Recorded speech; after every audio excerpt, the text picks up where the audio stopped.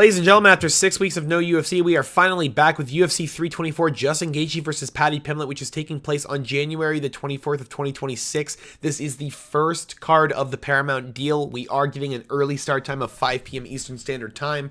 This seems to be the new start time. I'm actually totally down for that. 2 hours earlier is not bad by any stretch of the means. It means we get to go to bed a little bit earlier and actually be able to be awake for those fights nearing the end of the night. Now, we are going to go on and start with the early prelims and end with the main event. We do have another stacked card next week of UFC 325, but unfortunately we did lose the co-main event in this one. We did lose Amanda Nunes versus Kayla Harrison. Kayla Harrison having a neck injury, forced to have immediate surgery and will not be fighting for the foreseeable future. Probably going to have to vacate the title, but we will see. Maybe Amanda Nunes gets a rescheduled fight for the belt. Now we will start, like I said, with Ty Miller versus Adam Fugit. Early at the welterweights, we're gonna go with Ty Miller to beat the hell out of Adam Fugit. There is an unfortunate thing with Adam, and it is he kind of fights on the back foot. He backs up consistently, and it's not going to deal well when you have Ty Miller consistently putting the pressure on your ass. If he is going to fight like he fought Islam Dulatov, mind you, he just got knocked out bad 5 months ago, and he's fighting Ty Miller, who's a pure power puncher. Really, really good scrambles. Doesn't allow himself to just get taken to the floor and sat there. He does move quite well. Jimmy Drago was trying to force him to the ground, and Ty was just not having none of it. Just kept putting pressure on him. Won all 3 rounds, 30-27. And you have Adam Fugit, who unfortunately beat Josh Quinlan, who's a lackluster of an opponent to say the least. Beat Kinoshita, who again, lackluster of an opponent to say the least. And you have him who's just getting finished by every other contender that has no means even fighting this guy. This is just a can for them, and they are can crushers at that point. Michael Morales got a free win. Mike Malott got a free win. Islam Dulatov got a free win.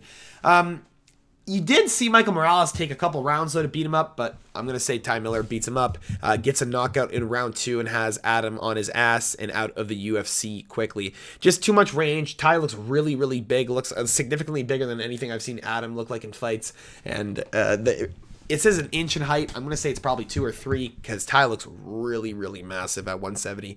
Next on the prelims, you have Ricky Turcios versus Cameron Smotherman. I'm going to go with Cameron Smotherman to beat up Ricky. Ricky hasn't really had any really good fights inside the UFC. His only win really being Kevin Natavid. I don't know what the fuck his name is. And he beat Brady Heasted to go into the UFC with that contract. I don't really rate those 2 wins any high caliber wins at all. Like those are lackluster in my opinion, both split decisions.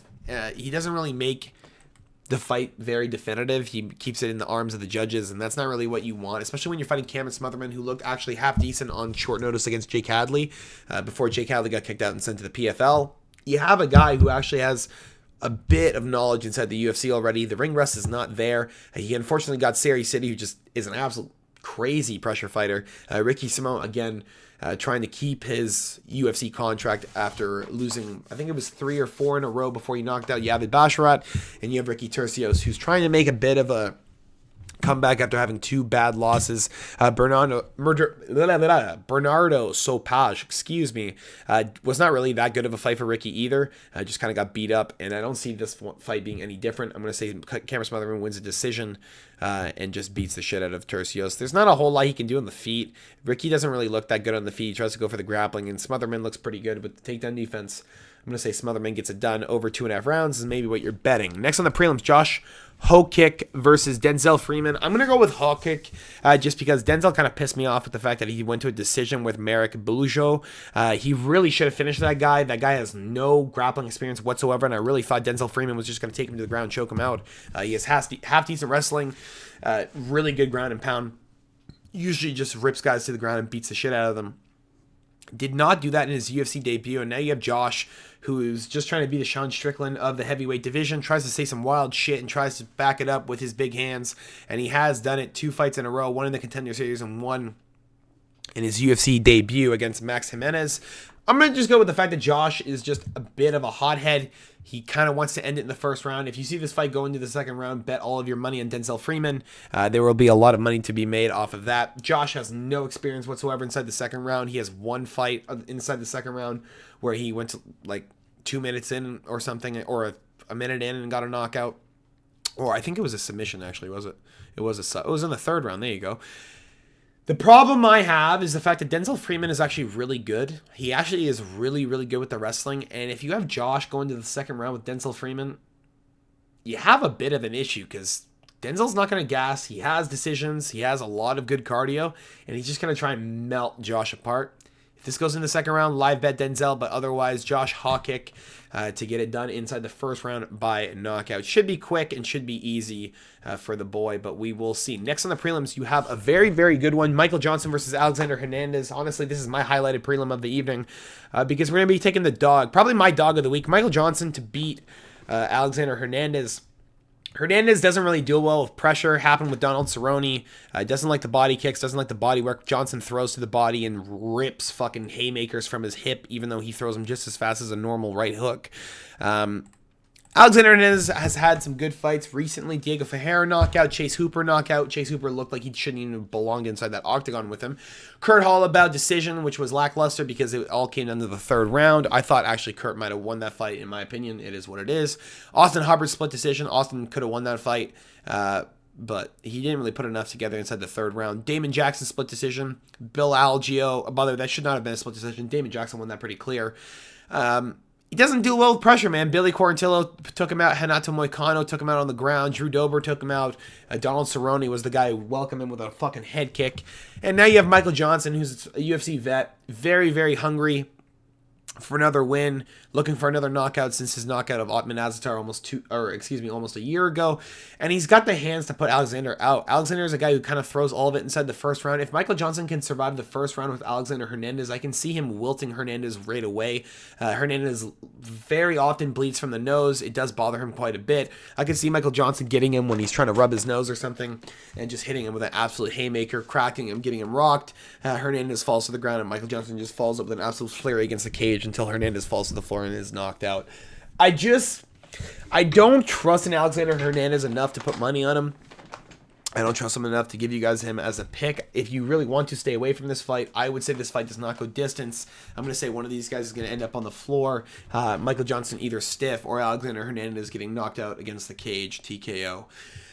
Johnson's one of my favorite fighters, man. This is not a pick based off bias. This is a pick based off the fact that he was even looking better against Diego Ferreira before he got knocked out. He took the time off required, took 8 months off, came back. He looked good against Mark DeCasey, and now you got Alexander Hernandez, who I would argue has a tough fight with Mark DeCasey in the stand-up. I'm going to go with Michael Johnson plus 170. Give me the money. Next on the prelims, Alex Perez versus Charles Johnson. We're going to go with energy to get it done. Alex Perez is a bit of a fraud at this point. Mateus Nicolau, of course, the only time that Alex Perez wins a fight is when I have $14,000 riding on the fight. I had a $20 bet for the entire fight card this night, Nicolau versus Perez, and we ended up losing with the fact that Mateus Nicolau gets knocked out inside the second round with a right hook. Almost exactly how Alexander Volkanovski got knocked out by Ilia Topuria for another $8,000 in that fight. Wow. I'm realizing that I got a lot of UFC cards almost perfect, and they all ended with right hooks. Again, Charles Johnson, gonna get it done. Energy's just too good at this point in his career. He's kind of overcoming all of the doubts that were inside of his head. He looked really bad against Ramazan Tamarov, but Tamarov is a guy who's just kind of mauling everybody at the moment. He doesn't really have any fucking crazy fights, but he does have some really crazy grappling. I did come into the third round.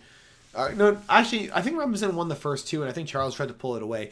Regardless, he beat up Joshua Van in the third round. He literally was getting beat up for 2 rounds. His corner said, just finish it. He's like, okay, runs out there, uppercuts him. Lorner Kavanaugh, he's getting beat up in the first round. His corner says, just take your time. This kid's falling apart. You're going to get him. What happens? Second round, right hook, drops him, TKOs him, chins him to the fucking floor.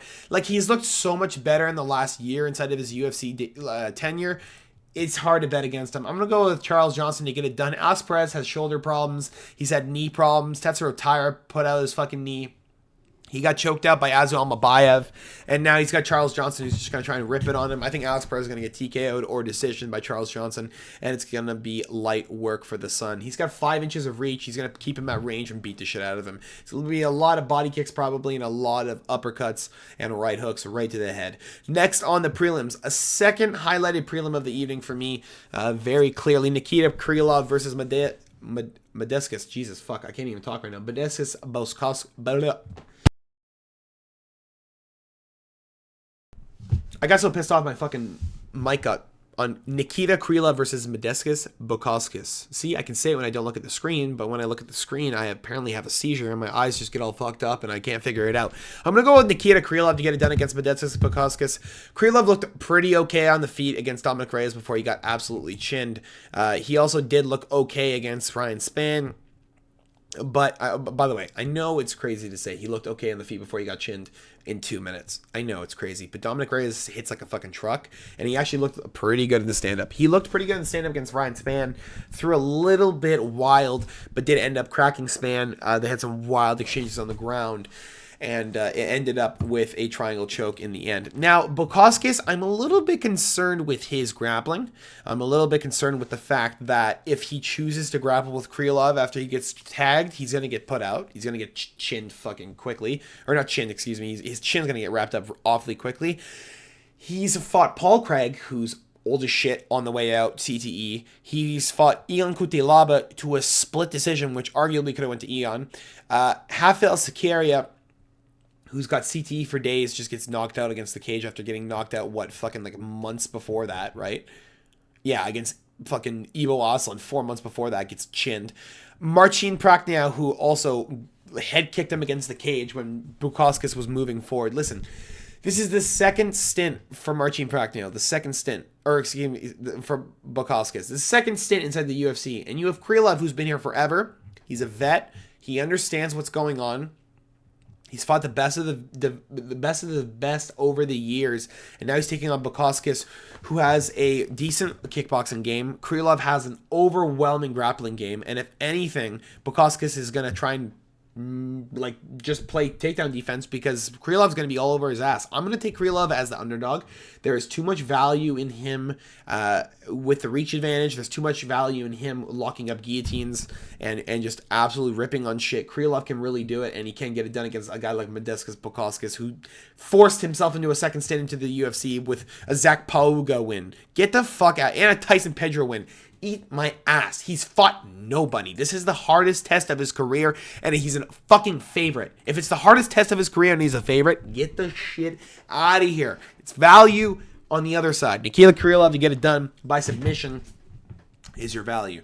Now, I'm going to give you a little bit of a warning here. We all know Atiba Gauthier is going to knock. By the way, we're just going to get through this one quick. Atiba Gauthier versus Andre Puliev. We're going with Atiba Gauthier to win by knockout. Should be the first round. Should be really quickly. Andre Puliev, I know Gauthier has not been tested. Puliev could be the guy to drag him into deep waters and give him a taste of his own medicine. I'll tell you fucking what. This is not a Nick Klein. This is not a fucking Liam Anderson. This is not a rollover and this is just going to be a... If Atiba Gauthier goes into the second round, I actually don't think it fucking matters. I think Atiba Gauthier is going to win no matter what. I think no matter what, this kid is going to win. He has one decision loss and one decision win. I'll tell you what. If he knows what 3 rounds feels like, he ain't going 3 rounds. He got into the second round with Naito. And Naito is just a fucking tank that just ate everything to the fucking face. This poor guy was eating every hit to the fucking face and just tanked everything. If Puliev takes it to the 3rd round, I would be shocked if Gauthier does not knock him out. Shocked! I'm telling you right now, the over-under is 1.5 in this fight. Maybe bet the over, but I'll tell you what, I will be shocked if Puliev makes it to the fucking decision scorecards. Now, I'm going to tell you what I was talking about. I always say this every time in my videos, okay? Every time. The highlighted prelim of the evening for the UFC is usually a finish. They want to drag you into buying the card. Now, this could be a little bit different because Paramount is offering it fully for the US citizens. By the way, if you're in Canada or the UK, like I am, you get fucked. You get screwed because the Paramount deal does not include you. It includes everybody else. So you know how they trolled all of us and said, oh my god, the Paramount deal is so good. Yeah, for Americans, not for us. Okay, we get still fucked. Pirate link, wink wink. But still, I'm not sure how they're doing it, but usually the highlighted prelim is a finish. They want to drag you into that card, and usually the first fight on the main card is a finish. You're looking at Umar Nurmagomedov versus Davidson Figueiredo. Now, I'm not saying anything, but Figueiredo coming off, a win against Montel Jackson, maybe feels a little bit too confident. Had a knee injury against Cody Sandhagen. The grappling's not going to be very good for him. Umar Nurmagomedov has really good striking, really good grappling. I can see him choking out Deiveson Figueiredo. I'm not going to lie to you. I think the value is on Umar Nurmagomedov by sub. I think he can get it done. I think Figueiredo's in over his head here. I think this is a bad fight for him. Honestly, if he was a couple inches taller, I could see him maybe winning. But this is just... Umar's punching down. If he cracks him once, you're going to get into a scramble where Figueiredo loses the scramble because he's just too small for the weight class. He's fighting a bantamweight who should be a fucking featherweight, and he's just in over his head. I'm going to go with Umar Nurmagomedov inside distance. I think this is just a fucking red flag for me. This is a massive, massive red flag. And a lot of people are taking decision on this. I would count your P's and Q's because I'm not sure if Figueiredo is even going to make it. I really don't. And Umar was able to crack Merab. Like, he fucking threw out some devastating shots against Bautista. Like, these are just big red flags for me. I'm going to go with the fact that Deiveson Figueiredo really hasn't seen the light of day since his fucking championship victory over Brandon Moreno or his win over Cody Garbrandt when he submitted him. I don't know, man. This is a red flag for me. I would stay away from Figgy. Unless it's plus 9.5 where you can get him losing the fight by decision and you win the money. Next, to start off the main card, you have Arnold Allen versus John Lord Silva. We're going with Lord Silva to get it done inside distance, which is probably still a minus money. He is a massive favorite to knock out anybody. But it is a submission we're probably looking at here. Arnold Allen is too tough for his own good. He usually just tries to force himself to get up after getting cracked. He usually forces himself to move forward regardless. And if John Silva cracks him and he drops him and Arnold Allen tries to get up, he will get a ninja choke in like he did to Bryce Mitchell and just put him out. There's not a whole lot I see Arnold Allen doing here. He is a really good striker. He actually is really, really good with the mix-up. And his kickboxing is fucking beautiful. He's got really good knees too. Really good Muay Thai. I'm stressed because Silva's coming off of a loss over Diego Lopez. He's going to just force himself forward. If he gets cracked, he's just going to laugh it off probably and force himself forward. He did get knocked out with a spinning elbow, man, and he had Diego Lopez hurt. I can see Silva just forcing everything at Allen and almost forcing himself with a win. I'm going to go with Lord Silva to get done inside distance, like I said. Just younger, better. I don't know, man. It's almost like he wants it more. Arnold Allen at this point in his career wins against Giga Chikadze and Calvin Kattar in the last 3 years. I don't know, man. And Calvin had a fucking knee injury in the second round. Whatever. We're going to go with John Silva and not talk much more about it. Next on the main card, Natalia Silva versus Rose Namajunas. We're going to go with Natalia Silva. I really want to pick Rose if I'm being 100% honest with you, but I cannot trust her at this point in her career. She looked really good against Miranda Maverick, but Maverick has had a big problem inside of her career. She's a big UFC vet, and every single time she tries to break through to the top 15, she has a big problem winning. I'm not sure why. She's so much better than what her ranking is, but it just doesn't get done. Rose Namajunas looked really bad against Erin Blanchfield. She looked pretty good against Tracy Cortez and Amanda Hebos. This is a fight, though, where I see Natalia Silva just trying to force herself into it and just forcing all the pressure down on Rose Namajunas. Now, if you really do look at Natalia Silva's career, it's bad. It really is bad. It's not good. The best win on her record is Jasmine Jasavicius, and that's 3 years ago when Jasavicius didn't even look that good. She really didn't. She really didn't look that solid. And then I guess your best one is Alexa Grasso, but Grasso doesn't even look that good inside the division. It looked like a fluke win over Valentina Shevchenko. She might have defended the belt with a draw that I thought went to Shevchenko, but you're left here with a girl that's not really proven. She's fighting a former UFC flyweight champ or featherweight champ, or what is it? Flyweight, featherweight, dumbweight? What's it called? Strawweight.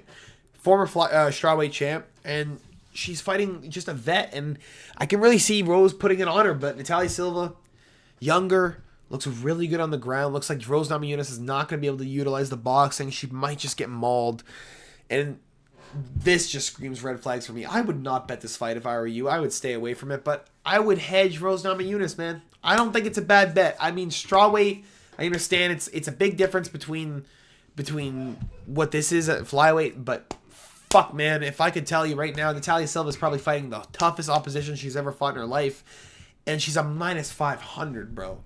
Like, that doesn't even make sense. It doesn't. I think she's going to win, but minus 500 is fucking crazy. There's too much value on the side of Rose Namajunas to even put Silva in a fucking parlay. You can't do that to yourself. And if Rose Namajunas wins and you have fucking Natalia Silva in a parlay, you're going to punch yourself in the mouth.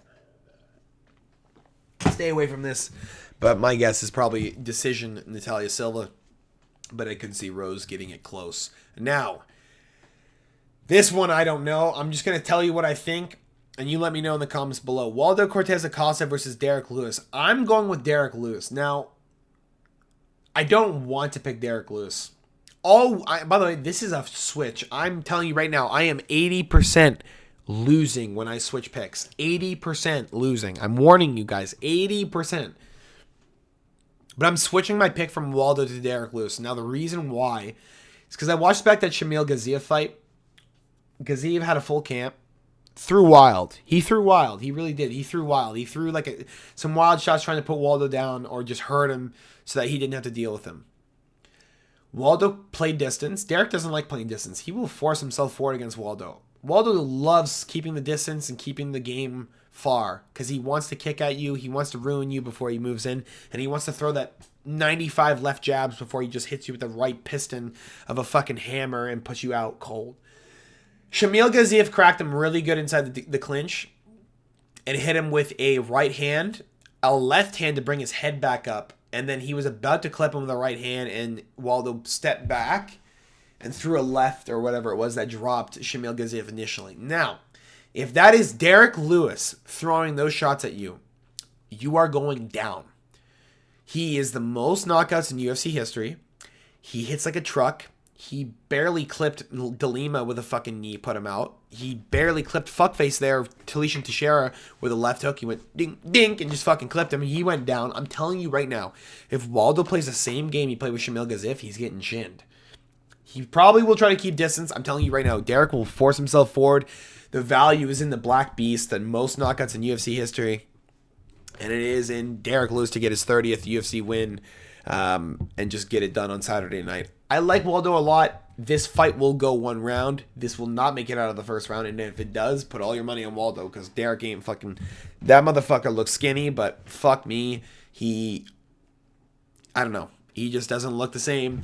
If he gets to the second round, I don't know. I haven't seen this fucking skinny Derek yet, but fuck me. I really hope he puts it together. Derek Lewis getting it done in first round. That's my prediction. Waldo Cortez Acosta, more likely to get it done. But I think Derek Lewis, just watching back tape, Waldo is just red flags, man. Like if Sergey really unleashed, he probably would have put Waldo out. I think Sergey probably felt something that other guys haven't. But I guess we'll see. I think Derek Lewis gets it done. But it might not be close. Sean O'Malley versus Song Yadong. Realistically, if you look at this, you should probably put all your money on Sean O'Malley. But, like, coming off 2 losses of Marab, didn't look the same, got choked out, had hip surgery, didn't use the leg in the fight. Like, Sean O'Malley's leg is kind of his whole game, right? Like, that's kind of the reason why he got knocked out by Cheeto. The leg got shut off, couldn't use it anymore, couldn't stand, couldn't throw the kicks that he loves to use to try and keep guys at bay. And you have Song Yadong, who's really good with the boxing range. He's got Team Alpha Male, got Uriah Faber in his corner. You know, moves forward really fucking well. Got the mix up well. Got almost like a Dominic Cruz-esque style where he tries to like move forward. He doesn't have the switch up like the making you guess 24/7, but he has the kind of like move in, like duck, like just trying to find you. And I'm kind of worried with Sean, man. Like if he gets clipped with Song Yadong, I think he's getting put out. Like, Song's just hits too fucking hard. He's got some crazy, crazy hands. Marlon Moraes gets uppercutted in the first round, gets sent to the Shadow Realm. Like, these are just... I mean, I know it's CTE heaven, but fuck. Ricky Simone gets dropped, put out. I'm going with Sean O'Malley to get it done by knockout. I think Song Yadong here... This is the new co-main at the end of the evening. I can't believe this. I do think Sean O'Malley here is probably more favored to knock out Song Yadong. I could see Song Yadong getting through a couple rounds and just trying to figure him out. Sean O'Malley, though, if he does use his kicks, if he is back to full 100%, this should be a walkthrough. This should just be a tune-up fight for him before he fights for the belt again. I can see so many ways Sean wins this fight. And I think Suga, if he really wants to make his way back into the UFC and he really wants to make a statement and he really wants to prove that he's still here to fight the rest of the division, this is the fight that's going to determine it, and it's going to have to be a very, very good showing. I'm going to go with Sean knocking him out inside the second round and getting that done, bringing himself back into the fold. Now, he hasn't had a knockout since Aljamain Sterling inside the second round to win the belt, but I'm sure he is coming back with a vengeance, and he is pissed off. Give me Sugar to get it done by knockout all day. Now, we have the main event of the evening. If you guys did enjoy this so far, make sure to drop a like and subscribe if you have not already. You have Justin, the highlight Gaethje, taking on Paddy the Baddie Pimblett for the, in my opinion, should be vacant UFC lightweight title of the world. I mean, this is the easiest fucking throwaway fight of the year. I don't even know how the fuck Paddy made his way to a title fight, but sure. I guess you kind of have to go with Paddy Pimblett to get it done by submission.